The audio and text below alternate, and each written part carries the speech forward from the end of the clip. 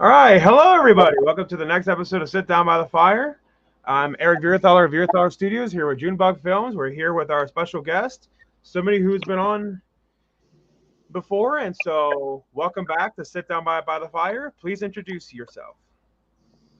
Hello, my name is Nikolai Leon. I played Christopher Robin in Winnie the Pooh, Blood and Honey Definitely a much better intro.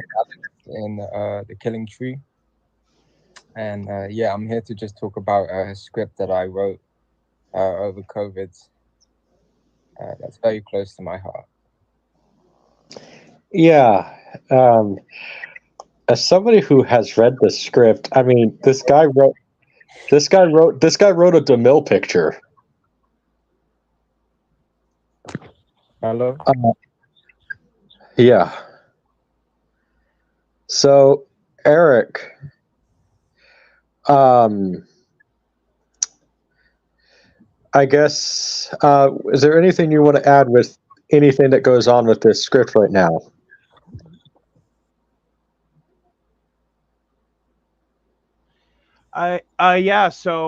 Yeah, and so from what Nikolai told me about the script, he wrote it like back when COVID hit, and so I guess just out of curiosity, what inspired you to write this movie script? Okay, so during COVID, I was obsessed with a show called Vikings. And I think it's around season 4, they explore the Kievan Rus Empire and King Oleg. And it's a part of Ukrainian history. I had no idea. So I done a bit of research, and some of the stuff I found was very fascinating. So yeah, it inspired me to write this script. Yeah, the script takes place during the Kievan Rus Empire in 882 AD. Um, so to give a bit of background about how the Kievan Rus Empire was established, um, before the Ukraine was kind of like a land without any laws. It was kind of barbaric. There was tribe fighting against tribe, and they asked. There was a lot of trading going on, but there wasn't really any order. So they asked the help of three brothers from Sweden called Rulik, Sinus, and Trevor, uh, who supposedly established themselves in Novgorod, Belozero, and Iborsk. Respectively, the two brothers died, and Rurik became the kind of the sole ruler of the territory. That's why the Ukrainian flag and the Swedish flag are both yellow and blue. Ah, Yeah. So I Well, wrote as a more fellow, about this stuff. It was so interesting. as a And fellow Swede, the I'm Kievan honored. Empire was first was the first ever Eastern Slavic state. It was founded by King Oleg, who was the ruler of Novgorod from 879, who seized Smolensk and Kiev in 882, which became the capital of the Kievan Rus. Uh, so this is kind of just like the origin story of the Kievan Rus Empire. right. Hmm. So our story actually takes place a couple years after this. It takes place when Volodymyr Veliki, King Vladimir, was in charge, was ruler of Kievan Rus. So, on his return in 988, Vladimir baptized his 12 sons in recognition of a new faith, which was Orthodox Christianity. He also sent out a message to all the residents of Kiev, rich, poor, to go to Dnieper River the following day, which he baptized everyone. So he basically he went out. I think he got married. He returned, and he kind of went out in search for a faith for Ukraine, and he chose Orthodox Christianity in the end. But what he did was he kind of segregated all of the pagan beliefs. I think he, destroyed like a statue of Perun, who was seen as like the god of thunder in Ukrainian paganism. So I guess paganism was kind of segregated, and Orthodox Christianity was taken over. And this was kind of not just in Ukraine; it was all throughout Europe. It kind of became the dominant belief. So our story takes place during the final days of Slavic paganism, and so it follows a story of pagans traveling to Sweden in search for a new home, a place where they can still worship their beliefs and live a peaceful life. But on the way to Sweden, their ship gets wrecked, and they travel through. 1 second. Yeah, it was called the Varagan route. Varagan route. Um, it was just like a passageway throughout Europe, and I think this is where our story mainly takes place.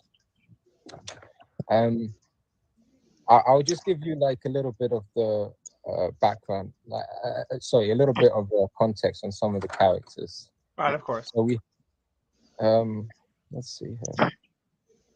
Right, so we have Mary, who is a Christian woman, but she's also stuck kind of in between of a love triangle between a pagan and a Christian knight.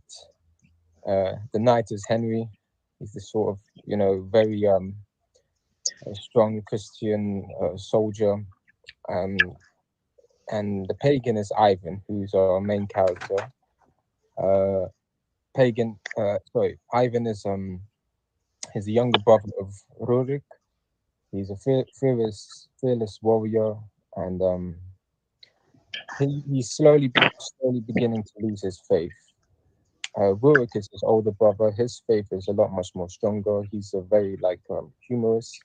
However, he's not as intelligent as Ivan. Ivan kind of, even though he's second in command, he has more of a leadership kind of personality. Anna, I think, is one of my favorite characters. She's kind of like Poison Ivy. She's like I imagine her just covered in nature, and she's kind of like this sorceress witch who's very, very connected to the gods and spiritual. And she has a very kind heart, but she could be very powerful. Like she carries a long spear, and she's pregnant as well. So she's fighting while she's pregnant. She's like a badass, basically. Right. Wow. Andre, he's kind of like the anti-hero of the story. I just imagine a bear.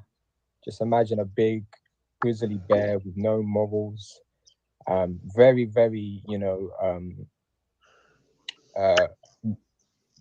believes truly in the gods and Perun, and all of these gods like Lada, who was the god of love.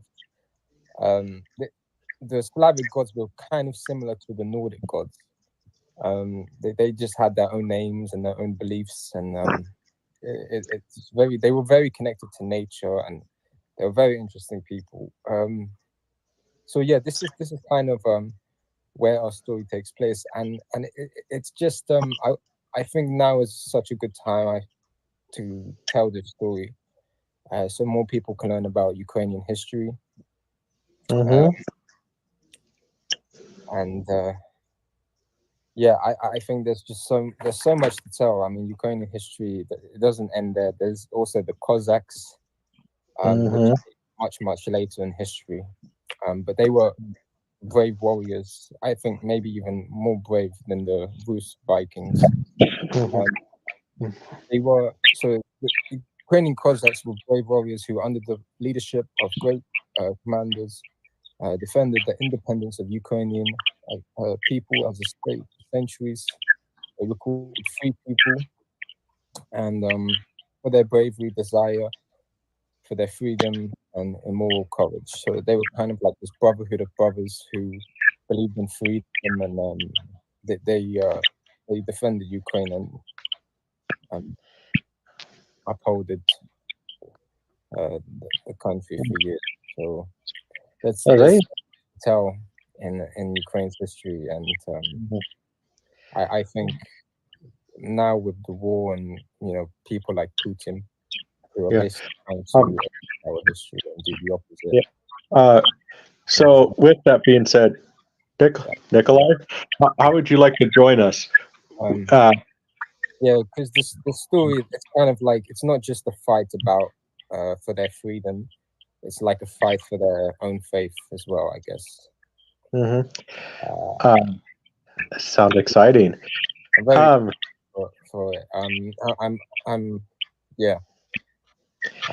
hoping that all goes well, and I know we've had some chats about it. So yeah, I'm very excited. Yeah. So, but yeah, I also have my producer Junebug on the other end. I don't know if you can hear him or not, or if you can only hear me. I can only hear you. Yeah. Okay, then I might have to have Junebug on the phone then. So. Okay. All right. Yeah. Looking so professional. All right, yeah. So do what you got to do. I mean, it may be annoying, but do what you got to do. But yeah, and so basically, when you wrote the script, did you write it over like the span of the summertime or what? I think it took around a month's time, maybe a little bit more. Yeah, I just couldn't stop. There was a lot that I had to cut. I wrote so much, and yeah, it was a lot of fun. I didn't realize how much fun writing could be. Couldn't stop. Alrighty, yeah. So I have Junebug on the phone here. I don't know if you can hear him now. Hello. Yes, I can hear him. Okay, cool. Yeah, I don't know why it wasn't working the other way, but hey, technology, gotta love it. Always make you look professional. I was gonna say, there's always. Sadly, the viewers can't see me do it, but with that being said, Nikolai, how would you like to join us in a one-finger salute to Poopin? All right, I'm down. That sounds like fun. Okay, yeah. So guess what? Here's to you, Poopin. We're gonna flip you off now. Ready? 1, 2, 3, boom. And that's what I'm gonna call him from. That's what I've been calling him. His name is no longer Putin. It's Poopin. The post. So you wrote, as somebody who's read the script, I think Eric, you did get it sent. You just are too busy, but yeah, I mean, I've been reading it as much as possible. I'm also taking some online classes. You wrote a DeMille picture, and as somebody who, believe me, I know a lot about Ukrainian history because, my name, my last name Nyberg is Swedish, so. There we go. Yeah, so, exactly. Everything happens for a reason, I guess. Oh yeah, definitely. I had no idea the connection between Sweden and Ukraine. It's so fascinating. They asked Viking brothers to come over. So and they if you can kind of see people have seen my videos, I mean, especially when the beard gets unkept and everything, you can tell I definitely have some Viking heritage. So yeah, definitely, yeah. Definitely. If it's Swedish, you got something. Yeah. So let's just go for it. Like, here, we talked a little bit about the script, but what would you say? Okay, like budget aside, let's just say, dream casting. Who do you see in some roles? Oh man. Because Yeah, like say for argument's sakes, money was not an issue. You could get whoever you wanted. Like Mhm. say if you had $1 trillion and you could get Dwayne the Rock Johnson or anybody. wow, $1 trillion movie, Eric. Budget ever. Well, I was just saying, say if he had $1 trillion and then therefore like that he could afford like a $200 million budget or Yeah. Hey man, the rest could be for travel. you gotta dream big, you know. Yeah, exactly. You gotta go big or go home. Oh yeah. So the character for Anna, I can definitely see like Mila Kunis playing her. Yeah. And I can't see Anna with that look. And you know, with Mila having Ukrainian background, it would like a very, I think, a great role for her. Yeah, honestly, I actually never even knew that about her. Yeah, she. I would, I'm Eric. I'm gonna say for the person who he was saying he pictures like a bear. You know who we should get, right? Who? Daniel. Daniel, yeah. And so yeah. But yeah, Nikolai. I think I told you about Daniel, but yeah, he is the guy who he cast to play the Frankenstein monster in Dracula versus the Frankenstein monster. No way. And he's 7'7". Yeah, and yeah, and he's amazing to work with. Yeah, and that's one of the reasons why that we cast him is because he's 7'7" tall, and yeah, and he's perfect for that. And so then therefore, yeah, I could definitely see him having a role in yours. I could definitely see him having a role in your script too. Oh yeah, definitely, absolutely. And, so it's just amazing that like I said, I mean, are we talking about Daniel Craig? No. Oh, okay, sorry. Oh, that's all right. But yeah, just to clarify, it's not Daniel Craig. His name is Daniel Gilchrist. I mean, right. Okay. Right. Because I was like, Daniel. I'm pretty sure. Daniel is not 7 foot. Oh yeah, I don't believe so. I mean, he's like the shortest James Bond. He's like 5'10". I'm calling him Daniel Craig. Which is actually ironic that we're talking about James Bond, is because I do remember during our first interview with you, I actually do remember us saying that I do remember us saying that we think that you should be the next Bond. Yeah, I remember. I mean, that's yeah, that would be amazing. That's quite a character to play. And there's so many different variations you can go with that. But yeah, I thought you were talking about Craig. Sorry, I got confused with Craig Downsett, the dude that played Winnie the Pooh. Right. Sorry, I got confused. Oh, that's all right, man. That's cool. So,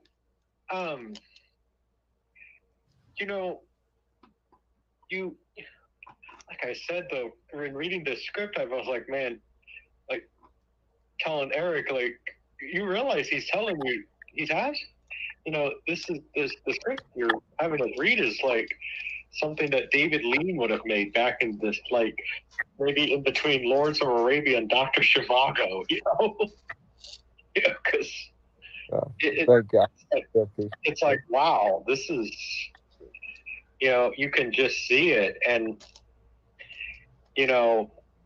I mean, I know that Eric and I have even talked about some people who we want in the film, like, everything. I mean, because I said, this, like, and so I feel, but, I guess, is there anything else you want to talk about with the script? I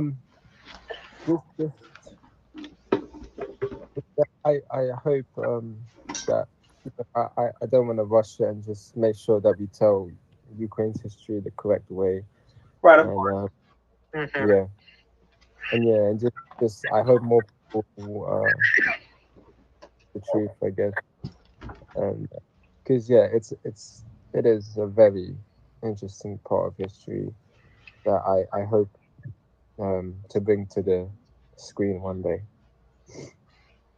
So if you could, so what kind of musical score were you thinking about, like for the movie?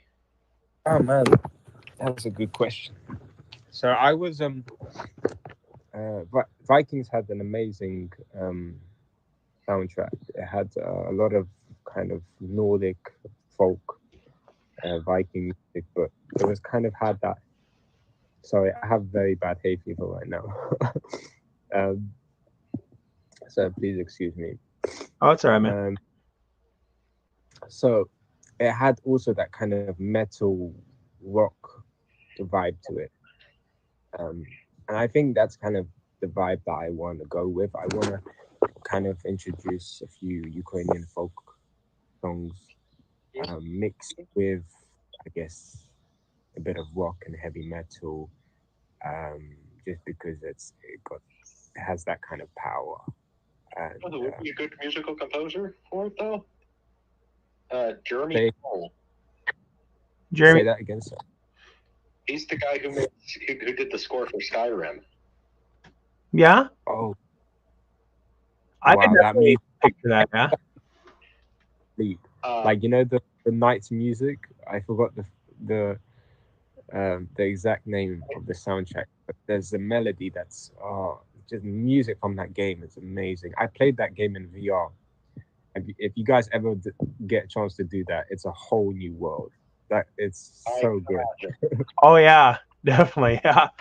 What if, you know, I mean, is there any, like, maybe, let's just say, you know, to write, if we wrote a song for the movie, is there any good, like, Ukrainian heavy metal bands that could maybe do a movie for, you know? I'm sure. Yeah, I know a few artists who kind of got that rock, kind of got that very strong voice. Yeah, I could definitely name you a few names. I'm gonna do some research first and get the best ones though. Well, for the lead role, I mentioned this to Eric, but we know a girl who I think would be perfect for the lead. Eric, you know who I'm thinking about. So. Yeah, and so when I made my last movie, so I found a girl named Delaney Harrington. She's but yeah, she definitely has a really good sense of humor, considering that she played Amber Turd in my last movie. So yeah, and I mean, anybody who's gonna play Amber Turd, I feel like that you definitely have to have a very good sense of humor. and she's a massive Johnny Depp fan. Yep, yeah, she's a massive Johnny Depp fan, and she was like, "Yes, I have the chance, like, to play a character like who's a diss on the person like who ruined my favorite actor's life." Yeah, go right ahead. But she's the girl that usually plays she's the sweetest. She's super sweet, and I'll just kind of leave it at this, and the viewers can. I don't know how to word this, but like, she's a real strong woman, is what I'll say, and I'm gonna leave it at that. But you know, but she always seems to play the crazy. She likes playing the crazy girls in movies, but I think that this role, I mean, you basically wrote like I said, like a role that, like, I don't know, like somebody like, I don't know, Ava Gardner or something would have played back in the day, where it's the, you know, and everything. It's just, you know, it is one of the best scripts I ever read, but like I said, it's like, you know, and that's the thing about promoting this, you know, it's like, you know, it's like, this is at least, this script should be a $200 million epic. You know, that's it, if I'm being honest here. and unfortunately, with wanting to start your own studio, people send you all the time. Hey, I wrote this script, so I have to be the one to tell them, dude, you this is not working. This is not going to work. But like, I could see this working, and that's why I'm telling Eric that he has to. We have to find a CinemaScope lens and try to mount it to a modern day camera. Because this is what that film deserves. It deserves that big CinemaScope style. And No, that would be a dream come true. I kind of the kind of synopsis we had for this film is kind of if you guys ever seen The Revenant, that kind of connection to nature through the screen. It's so there's so many beautiful shots you can get of just free on itself. But did you say that actress is Swedish? Did I hear that? Yeah. Amazing. That's awesome.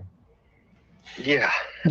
And that was one of the reasons why I thought you should get connected to Diana, since that Diana has like her own production company, and that she made it very clear to me like that she's a big fan of that Winnie the Pooh movie like that you were in, and and then when you mentioned how that was a dream project of yours, I was like, hey, Diana is somebody who I definitely think could help Nikolai make his dream project come true. And so I'm assuming that you and Diana definitely did talk about it, right? We're speaking right now currently. We're just talking about what she's filming. That she took her son to a water park recently. So we'll just be chatting.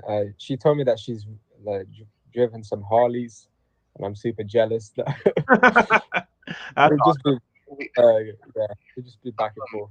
We should even get you in contact, Eric, with Vandelian, and to talk about Ukrainian history too. Yeah, that's a great idea. Again, so basically, this guy who we know does YouTube, live YouTube, PBS style documentaries. Is the best way to describe him. But it's just live, and there are people talking about history, and it's always willing to learn about history. So it could be interesting too to talk about Ukrainian history there. And there's even another weird connection I have with Ukraine. I'm from Kansas, and we're known as the sunflower state. So, beautiful. Which the flag, I think the flag was inspired. No offense here, but I never got that with the whole sunflower thing with Kansas, because they're basically kind of a weed. They just grow everywhere, So, but they are beautiful, but they just grow everywhere. I think another thing that the Ukrainian flag was inspired for, that those wheats grow everywhere in Ukraine. So during the summer, it looks like you're looking at the Ukrainian flag everywhere, especially if you go to the countryside. But I absolutely love history. I love learning about different types of tasty seed. Oh, they do. Absolutely. Sunflower seeds are an Eastern European delicacy. Oh yeah. Meanwhile, while us bloody Americans, we just eat them like they're popcorn. So I didn't. It's funny you say that. Every English person I've given sunflower seeds to, they prefer to just eat it with the shell. They're just no, they say it's better flavor. Yeah, no, and I actually kind of agree with that. I usually just kind of and eat it because I like the salt. So yeah, I get that. No, I do it sometimes. I'm not gonna lie as well. Hey, I love history. I love learning about this. Sometimes I even eat the peanut shell. So yeah. But yeah. No, I would love to do anything to do with history. I love learning about different cultures. Right. Different anything. Well, I mean, some of my favorite movies are those, the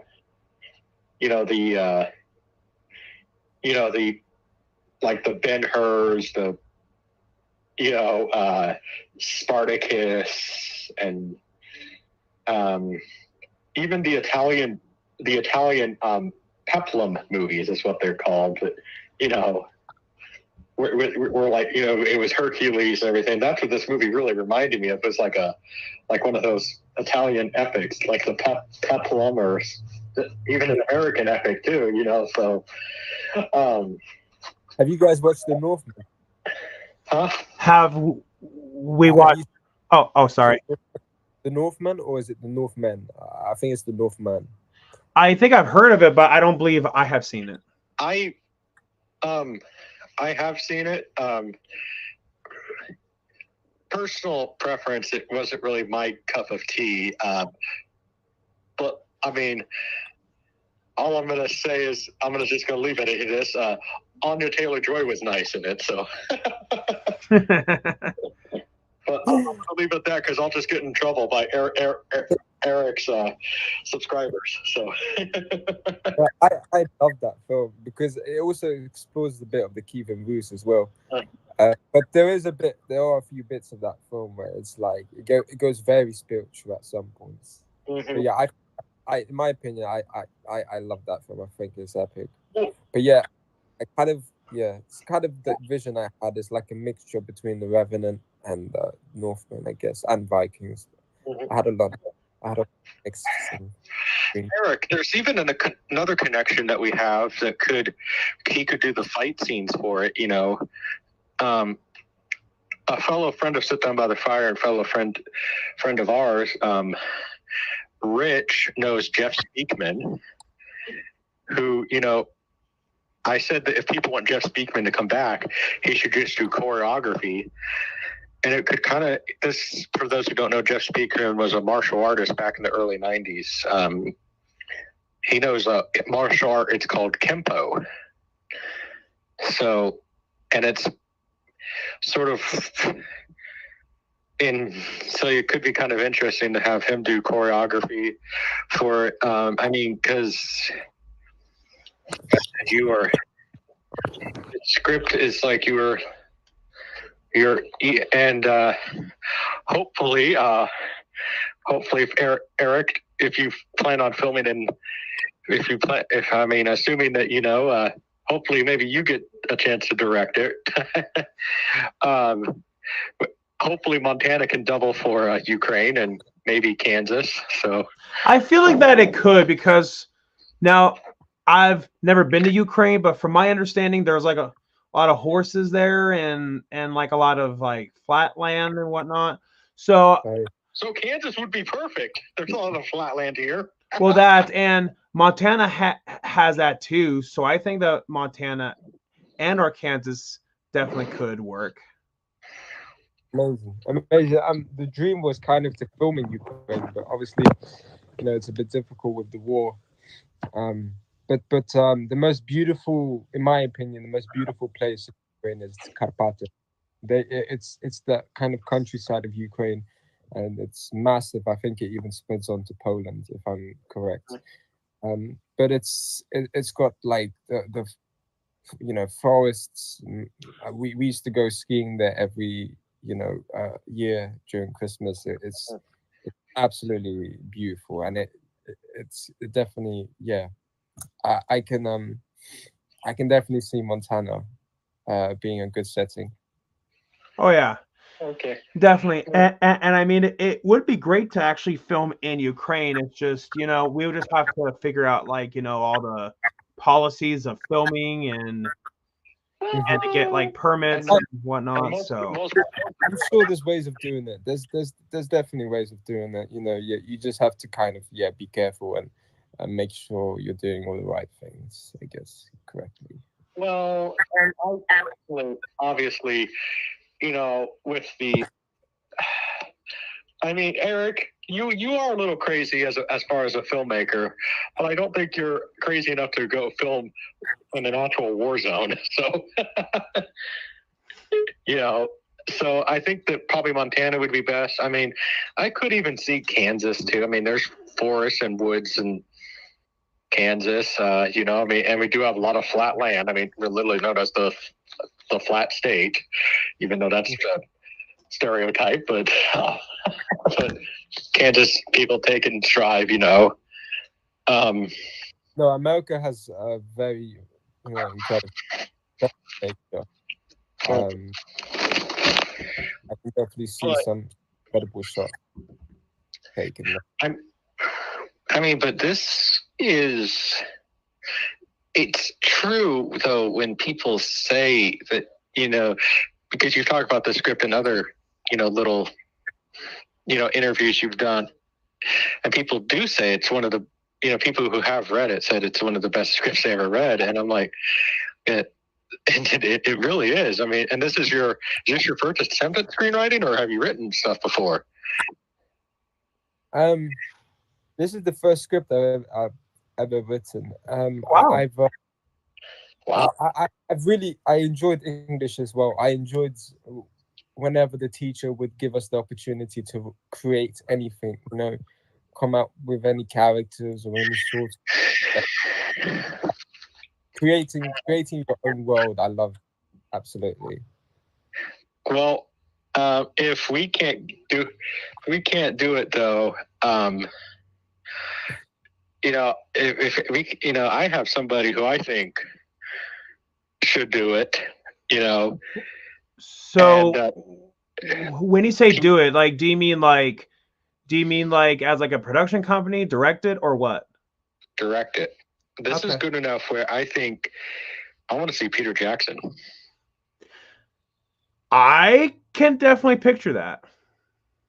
I want to see Peter Jackson direct it because, come on, dude, I love you, but you need to go back to making movies. I mean, the documentaries are cool, but let's go back to movies, So, Yeah, as far as my knowledge goes, I believe the last movie he directed was the third Hobbit movie. I know it had a subtitle. I just don't remember its subtitle off the top of my Battle head. of the Five Armies. Yeah, that. Yeah. I believe that was his last movie he directed, and that was 10 years ago now. Holy crap. Well, I mean, he's directed documentaries about World War I, They Shall Not Grow Old. He directed a movie about the Beatles, or a documentary about the Beatles, which but Peter Jackson, I think, would be the person to really shoot for the stars to get, to just, the sad part of it is that, with some bigger production companies like that, and not take, I get why they do it, believe me, but, oh, well, we can't take unsolicited material, Mm-hmm. But the best thing, I mean, how do you, I mean, I guess at some point, would you plan on starting a Kickstarter for it, or Indiegogo or something like that? Yeah, I'm hoping to get it funded. Just get as much support as I can to get it made. And if I don't want to just rush it and just throw anything like that. I'd rather do than just do some, anything. I kind of just hope to just do it the correct way, the right way. Yeah. Exactly. It's because it's better to take your time versus just to rush it. And then if you rush it, it's going to end up being a piece of junk. And that's the last thing that we want to have happen, like for a project that you poured your heart and soul into. Right. And would you plan on then maybe, I mean,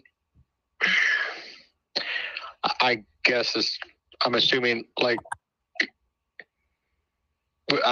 there's ideas in the head, in that head of yours, to maybe come up with like other Ukrainian history stories then, as like maybe like not necessarily like sequels, but like I don't even know if really within the same universe is really like what I'm trying to say, but like I guess like John Carpenter has his his Apocalypse trilogy where they're not really connected, but fans has kind of called them a trilogy, like the Nikolai Leon Ukraine trilogy, I decided that. Yeah. absolutely. I definitely want to explore the Cossacks. The Cossacks are definitely a very important part of Ukrainian history that I haven't seen explored, at least in the Western, cinema. I've seen, there's a lot of Ukrainian Cossack films, but I haven't really seen any English American films exploring the Cossacks. Right. So, they were, I think, in my opinion, Ukrainians' most strongest warriors. Okay. They had these swords that were curved, and they were, lethal with those. They would sword dance. They said, my dad said, I don't know if this is true or not, but they said that with one slice they can cut through a man and a horse with one slice. Wow, I don't know if it's true. that's pretty powerful. They were very powerful. They were, yeah. Well, where it sounds like, I don't know if you guys or anybody in the chat here has played the games, the Total War games. There was Rome Total War.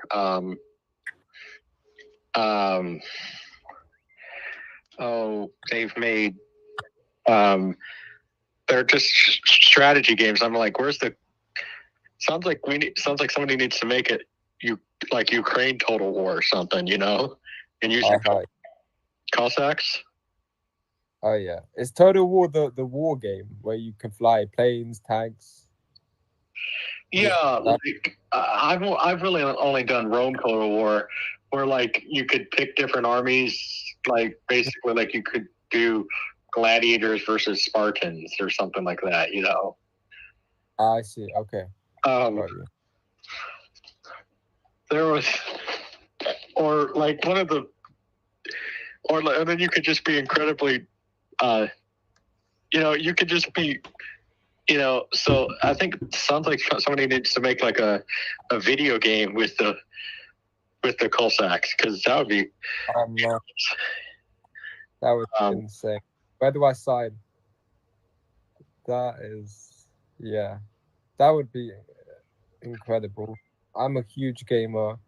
It would be a dream come true to see, Ukrainian history brought to the gaming world. Wow. Yeah, I'm a huge gamer too. I've been very, Eric can tell you, I've been very vocal that one of the things I want to do when I'm established, which, in the entertainment world, I want to put money into Sega, and so Sega can make a new console. Oh man, yeah, that would be awesome. Yeah, and especially for me, considering that the Sega Genesis, that was the console of my childhood. And I thought of the perfect name for it too. And I'm surprised that no console has ever come up with this name. I thought about calling it the Sega Coliseum. Oh man. That sounds cool. I like it. And then you actually, here's the thing though. You actually make it look like the Coliseum. Just the mini version. That would be pretty cool. So, but no, I could definitely even see this script being a video game, I could definitely picture that. Like, I could picture it being similar concept to like the Lord of the Rings video games, like how with like the horses. And now, granted, I haven't read the entire script, but say if there are stuff later on in the script when I get there, like people like battling on horses, I could see that being a part of a. I can see that being part of a video game. So I guess towards the end, you begin to kind of learn more about the pagans, and you learn about Slavic mythology, and towards the end, you kind of we explore a character called Morana, who's the god of death. So there's a lot of kind of fantasy kind of elements to the script as well, which kind of explore more. I'm a huge fan of The Witcher, and that's based off a Polish book. So that's also kind of explores Slavic mythology a bit. And I kind of wanted to have that kind of vibe to it as well. You know, So, yeah. I thought of an actress for it too. I don't know what role she could play, but she is Swedish, and she's a Bond girl. Isabella Serpico. In what movie was she a Bond girl again? She was Natalia. Was that in Casino Royale? Which one? The other Bond girl that's not Famke Jensen. She was also in the Christian Bale movie Reign of Fire, which, hey, I love that movie. I mean, it's Christian Bale and Matthew McConaughey fighting dragons. So I need to add that on my bucket list. And Isabel Serpico's in it, and she's Swedish, so you can cast her. I mean, I guess, you know, what even could be cool. I mean, I guess, you know, Nikolai, who's like, I don't like the.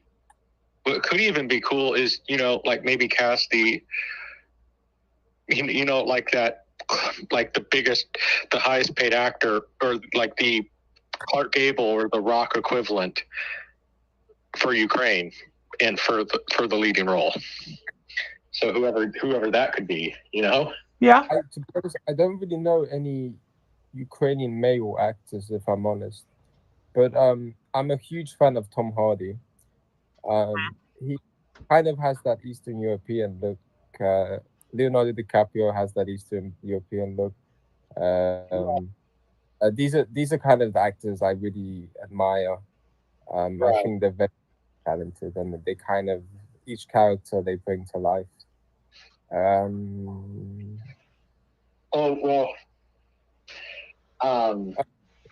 Alexander Ludwig, the guy, the actor who played. Yeah, I know who you're talking about. You know who I'm talking? Bjorn Ironside, he played in Vikings. He's an incredible actor, and his performance was incredible. Was amazing in that show. I love his character so much. I mean, there's parts in their stuff. Now, did you write a part for yourself in the script or no? Yeah. So, absolutely. What do you think? Yeah, of course. It makes sense. I mean, it's a script that you wrote, and it's extremely clear that you're an actor too. Yeah. I mean, what do you just want to say which part that is, or are you going to keep that to yourself? It's I'll say it's Ivan, because I just wanted to write I wanted to just sit down and write, okay, what's my like dream role at the moment, and being so inspired by that show, I just wanted to create something very medieval and a story about you know, freedom, love,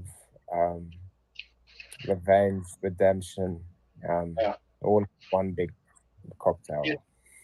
You know, I just thought of another guy who could direct it, because, like I said, when I was writing the script, I was even thinking of, it kind of even reminded me a bit of Braveheart in some ways, you know. Yeah, I could definitely see that. Yeah. What about Mel? You get Mel Gibson to direct it, right? Oh my God, his films are amazing. Have you seen Hacksaw Ridge? I've heard of it. Yeah. Wasn't that the one that had Andrew Garfield in it? Yep, absolutely. It's about the medic. It's a true story about a medic who didn't fire a single shot during the war. He was saving people during World War II, and he refused to fire. He refused to carry a gun in the middle of war, and because of his beliefs in Christianity, thou shalt not kill. And I mean, and that the story of that battle that he fought in was one of the deadliest battles in World War II, and he didn't even suffer a single mean, when he did get injured, but like it was like boo-boos compared to some of the people who got injured in that, you know? He came out of it, standing, barely with a single scratch on his face. It's insane. And the story that Mel Gibson, showed on in that film Hacksaw Ridge. It's such a powerful film. If anyone liked war films based on true historical, that's definitely a good one. Something that Mel Gibson should easily direct, because I could definitely picture that. Yeah. I mean, especially Braveheart. I mean, even Apocalypto and Hacksaw Ridge, it kind of is right up his alley. So I don't know. Maybe some of our connections do have connections to Mel Gibson, because man, keep those fingers crossed. This is Mel Gibson is also, that would be again a dream come true. Yeah. And who knows? I'm gonna say this. I think I'm not just saying it to be nice to Nikolai because we're interviewing him and and everything, but I see at this point, I think this has potential. Nikolai might hear those famous words, and the Oscar goes to for best original screenplay. So that would be amazing. And then I'll take that award and I'll say Slavo Ukraini. And then I'll sleep. Yeah, exactly. But when you win the Oscar, though, probably your one and only time you can win an Oscar if you do this. But at that point you got to flip off Vladimir Putin like the Oscars, right? I don't care if I get banned; it'll be worth it. Yeah, exactly. If you get banned from the Oscars for flipping off Vladimir Putin, like, you just need to make a YouTube video about that. I am banned from the Oscars, and then make it have like a badge of honor, or because I mean, Eric, come on. Even you would make a video about it, saying defending Nikolai. Like, come on, right? I would too. Exactly. You would get so much support on the internet, like.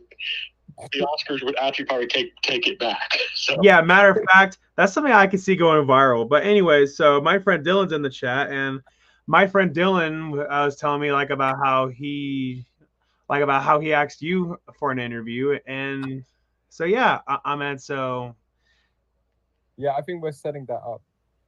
Awesome, yeah. But yeah, he was just saying he wants to set up a time to set up that interview, and that's something that I definitely will be looking forward to seeing. I'd be looking forward to seeing that too, because the 406 boys and everything are pretty awesome guys. So and definitely, yeah. Who knows? Maybe Nikolai could work with them in the future. So it'd be a pleasure. So out of curiosity now, now that Winnie the Pooh, Blood and Honey, at least, has been kind of, have you seen any Christopher Robin tattoos yet people want you to sign? None that comes to mind, no. And I hope I don't, really, because I don't know. I feel like that's a bit too much pressure, Yeah. Tattoo, that's quite a lot of commitment. It is, yeah. Like I believe Sarah Karloff, who's the daughter of Boris Karloff, she said once that the most weirdest autograph request that she got, somebody asked Sarah Karloff to sign their the side of their stomach so that they could get her name tattooed onto her. Yeah, it was on their rib or stomach or something like that. And Sarah was saying, yeah, that's kind of weird, but I guess I'll do it. Well, I know a weirder one. Cassandra Peterson, who played Elvira, said that somebody asked her to sign his butt. So basically, the guy got a tattoo that says Elvira on his butt. So I'm like, That's just It's great. weird, but okay. You know, whatever. it's funny you say that because Fan oh, sorry, has, I didn't mean to cut. sorry, Drake has a fan that just literally has Drake tattooed on her forehead. Like, it's insane. Like, just Drake. That would sound painful, like to get it right on your forehead. It's because that's a very bony part of your body, and Oh yeah. Oh yeah. that would hurt like crazy. I'm Like the knuckles, tattoos like anywhere and everything. where there's the Once you get a face tattoo, I'm not going to judge you, but you kind of, at that point, you kind of look like a thug. No offense. Once you get a face tattoo, you know? Yeah, and but yeah, as far as the butt tattoo, the first thing that came to my mind, if they make a new episode of Beavis and Butthead, I can totally see Beavis and Butthead doing something. Well, no, they already got Like- tattoos on their butt. And one of the oh wait a minute, wasn't that the one where they got a butt shaped tattoo like on their butt? Exactly. So they already got tattoos on their butt. I love when the conversation. That one was funny. So, I don't. That's I'm too trying funny. to You guys. trying to find a way to stay on topic without spoiling too much of the script because, but I guess is there really anything else, Nikolai, you want to say about the script or anything? You know, because this is,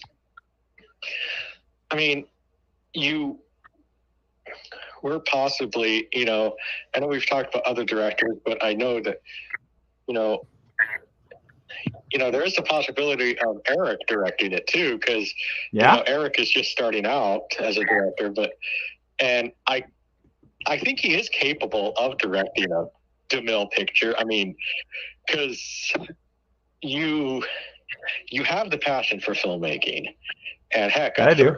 I mean, Cecil B. DeMille was about his age when he started making the big Hollywood epics, and I think you've learned a lot as far as filmmaking. That I have. So, and you know, not from. I just think that you learn better in a school environment. There are some people who don't. I am one of them that I don't learn well in school, only with topics that I'm really interested in. But you have learned a lot, and I mean, there's the possibility that even you could direct this if Nikolai wants you to, because I mean, think about it. You go from Things That Piss Me Off to a Hollywood epic. I mean, that's a pretty big step forward. You know, that's like Steven Spielberg making a screwball comedy, and then he directs Jaws. You know? Yeah, which kind of reminds me of the Michael Keaton controversy that happened. Like, people were upset that Michael Keaton was cast as Batman. Originally, it was because he did Mr. Mom, but then afterwards, not that many people ever talk bad about Michael Keaton's performance now. And now people argue that Michael Keaton is the best Batman, though. Yep. That's the Batman that I grew up on. Yeah, same as well. Matter of fact, the first Batman anything that I ever saw was the 1989 film. Well, although it is such a shame, though. I wish we would have gotten it because they were in a movie together. But I wish we would have gotten it Michael Keaton Batman versus Christopher Reeve Superman. Yeah, I wish that we could have gotten that. Like, can somebody do a stop motion movie or something with that? Don't do CG. Don't do AI. Like, I want to see stop motion. Action figures fight scenes with it. Yeah, maybe the closest we'll ever get. Maybe we'll get it as like a graphic novel. Yeah, that would be cool. Anime. You could do an anime. Yeah, true. Yeah, definitely could do that. I mean, as long as they can get. I mean, assuming Michael Keaton can make himself sound younger, and then as far as Christopher Reeve, I would just say use voice recordings. You know what I mean?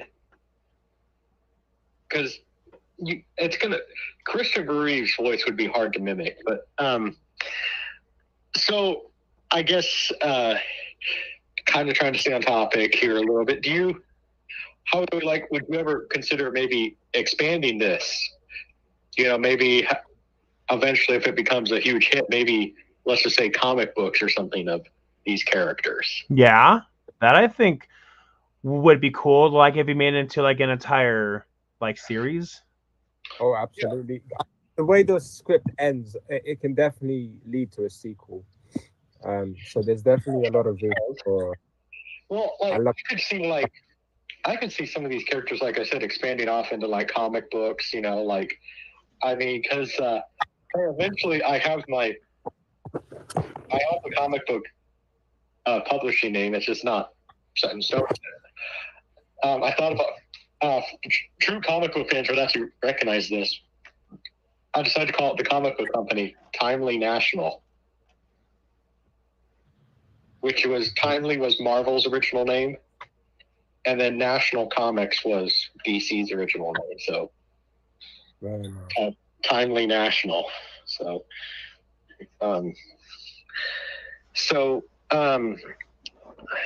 do you? I mean, and heck, even I could even see action figures of these characters too, right? Yeah, like model kits and all that. And then again, I have to sit there and say it. If Nikolai gets gets the action figure, he knows the innuendo joke he has to make, right? Sure. No, I definitely won't be playing with it. Well, but if you're playing the video game as your character and you're doing it like live on YouTube or Instagram or Twitch or whatever comes in the future, you might be making that joke too.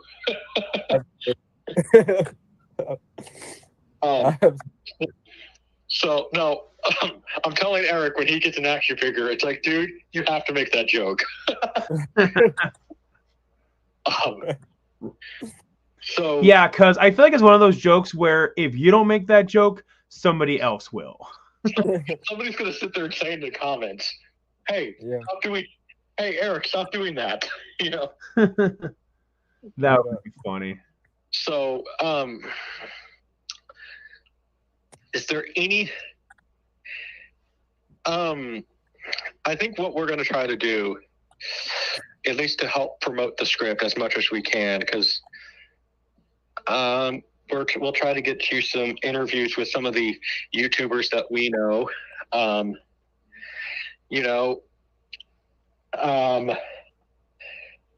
That have quite a following. I mean, they will. So, but we will try our best to help promote it. And when the Kickstarter is launched, we will. Or Indiegogo, I think, would probably be the better option because listen, I mean, Indiegogo, in the event it doesn't happen, I'm not saying it will, I'm not saying it won't, but in the event it doesn't happen, Indiegogo pays people back. Sometimes Kickstarter and those other sites don't do that. So that's why I say use Indiegogo. But we will try to promote it with some of the YouTubers that we know. I mean,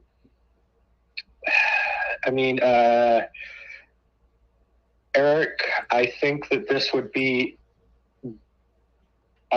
even good for a certain someone who we've interviewed who has his own production company. Yep. And do not say please because I'm trying to be vague. But the problem is he does Roger Corman level movies sometimes. So that's a maybe, but we will try our best because that's all we can do. Thank you, sir. I think that we don't want to take too much of your time Nikolai, and because we're getting close to the hour mark.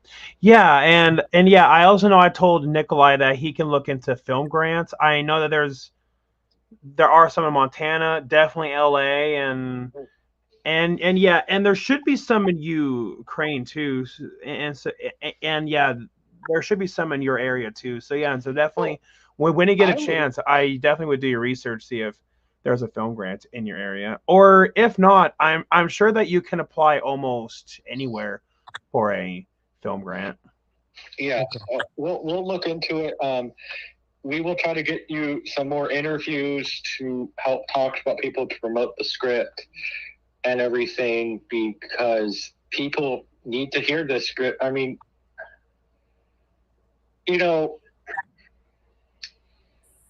I will say, despite how, anything, but with this,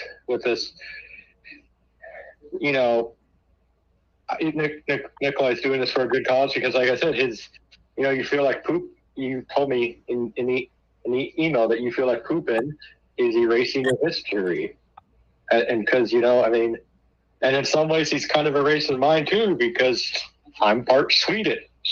I mean, I'm 3/4 Swedish. My family came to America in 1875. We came here during the Homestead Act, which was a place where you could sit there and stake your land, saying, I own this land. Interestingly enough, we were Sooners, meaning we cheated. We got ahead of everybody to stake our land, but regardless, we still my family's from a small town called Polk, Nebraska, which was originally called Nyberg, Nebraska. We established the town and everything, and there's a church name that was originally called Nyberg Church. There's a cemetery in that small town that basically has I'm related to everyone in that cemetery. And yeah, so, Sweden and Ukraine have just a great history together. So it's not really just, me. It's kind of like, I don't know, like, I guess Ukraine is like Sweden's little brother, right? Yeah. Sadly, Eric, the German doesn't get anything out of this, but maybe a chance to direct, right? Yeah. There's more than enough of it to go. Man. Exactly. Yeah. And so Nikolai, is there anything that you want to plug in on your end besides this passion project of yours? Just thank you so much for all your support and interest in the script. No problem. And it really means a lot. Actually, Eric, have you announced it on your channel? Why don't you give a little Dumb of the Dead update?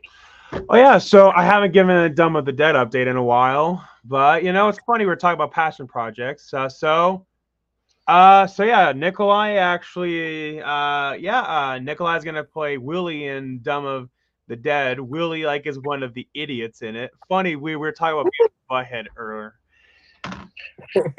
So yeah, Dumb of the Dead. For my newest subscribers, it's pretty much Beavis and Butthead. It's Beavis and Butthead meets zombies.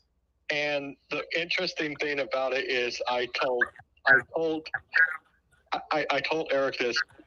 We need to have Nikolai keep his accent, because it would be kind of funny, and to say, hey, because it kind of break the stereotype, because in America, posh and debonair, and then you just kind of have keep your accent is what we say, Yeah,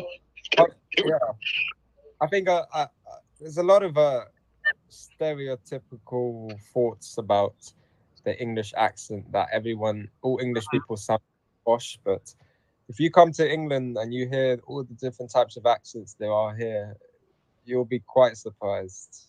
Well, I mean, vast range. So that's what I'd say. Is I just said keep the accent, because it would be more funny to keep, if you keep the accent, because it's just some of the lines that Willie and Curtis say, it would be, people would start laughing more, because it would just be, Mm-hmm. Yeah. I love playing with accents. Yeah. Nikolai has been casted as Willie, looking for other people to play Curtis. So heck, we're looking for a bigger guy. If you're a bigger guy and you want to play Curtis, I'm sure Eric would be willing to, when Nikolai's free, to do a chemistry test with said person. So yeah, exactly. And on top of that, I also did announce Dracula versus the Frankenstein monster, and Nikolai is going to be involved with that one too, and so. We're possibly looking at him to play Peter Frankenstein. I'm super excited. I'm sure the original actor, may he rest in peace, will love to be honored that Christopher Robin is replacing him.